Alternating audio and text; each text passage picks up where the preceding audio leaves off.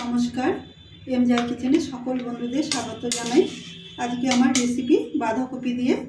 রেসিপিটা যদি ভালো লাগে সবসময় আমার পাশে থাকবেন। আমি কড়াতে প্রথমে জল দিয়ে দিচ্ছি।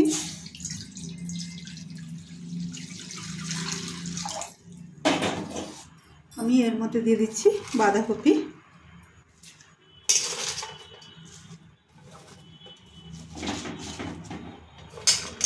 একটা বাঁধাকপির 4 ভাগের 1 ভাগ নিয়েছি আমি।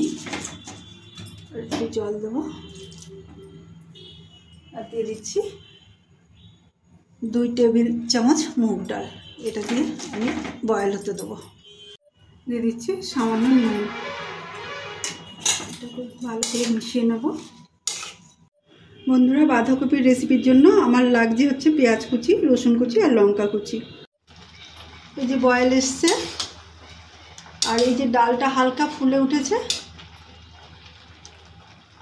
আর একটুখানি হবে। এই যে মুগ ডালটা একটু ফুলে উঠেছে আর এটা হাফ বয়েল হয়েছে। আমি এবার এক্ষুনি এটা নামিয়ে নেব। আমি এবার ছেঁকে নেব। দিয়ে দিচ্ছি সাদা তেল, দিয়ে দিচ্ছি সামান্য সর্ষে ফোড়ন,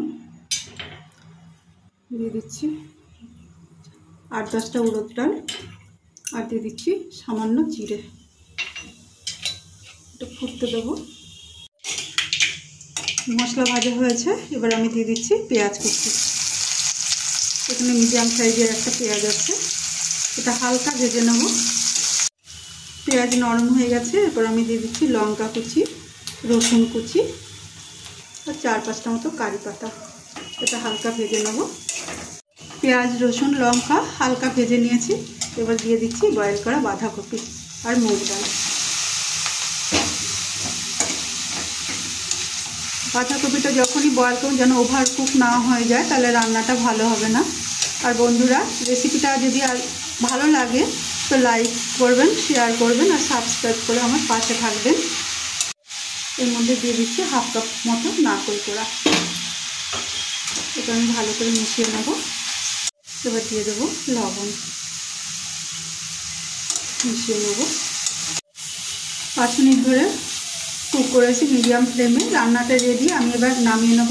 বন্ধুরা, এইভাবে একবার বাঁধাকপি খেয়ে দেখবেন, খুব ভালো লাগবে। বাঁধাকপি তো মশলা দিয়ে খেয়ে দেখেছেন, কিন্তু এইভাবে তো করে খেয়ে দেখেন, একবার করে খেয়ে দেখবেন, খুব ভালো লাগবে। ভালো লাগলে লাইক কমেন্ট করবেন।